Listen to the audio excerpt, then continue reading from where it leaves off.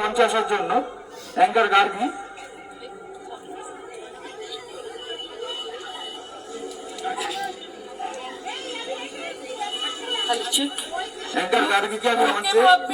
Anchor গার্গীর কাছে খালি অদ্ভুত অদ্ভুত জিনিসগুলো কেন? এক হচ্ছে পুতুল কথা বলে, দ্বিতীয় হচ্ছে এটা আবার কি? এইটা অ্যাকচুয়ালি আমি এনেছি কিসের জন্য বলতো? আচ্ছা, মারার জন্য না। আচ্ছা। এটা একটা ম্যাজিক্যাল ওয়ান্ড, ঠিক আছে? সেটা সময়ার বাবা মার জন্য এনেছি। কোথায় তারা? কোথায়? টাবুদা এবং স্বর্ণালীর জন্য একটু মঞ্চে আসার জন্য অনুরোধ করছি। বাড়ি গেছে? আচ্ছা ঠিক আছে, এইটা নিয়ে আমি অ্যাক্টিভিটিটা করব। তার আগে আমি বলবো যে সময়ার বার্থডেতে এসে আমার ভীষণ ভালো লাগছে। সময় মা চলে এসছে, আমি দিদিকে একটু মঞ্চে আসার জন্য অনুরোধ করি। কোথায়? টাবুদা আসুক, তখন তুমি আসুন। আপনার উনি কোথায়? আচ্ছা এদিকে একটু চলে আসুন।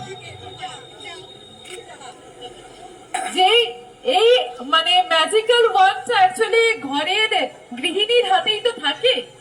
তো আমি যতদূর শুনেছি যে টাবুদা অর্থাৎ শুভ্রজ্যোতি দা উনি হচ্ছে ভীষণ স্ট্রিক্ট, কিন্তু বউয়ের কাছে আসলেই কেমন একটা যেন হয়ে যায়। তো এনাদের রোম্যান্সের জন্য একটা জোরদার হাততালি হওয়া দরকার। যখন টাবুদা আসে ঠিক এইভাবে আসে, স্ট্রিক্ট, ঠিক আছে?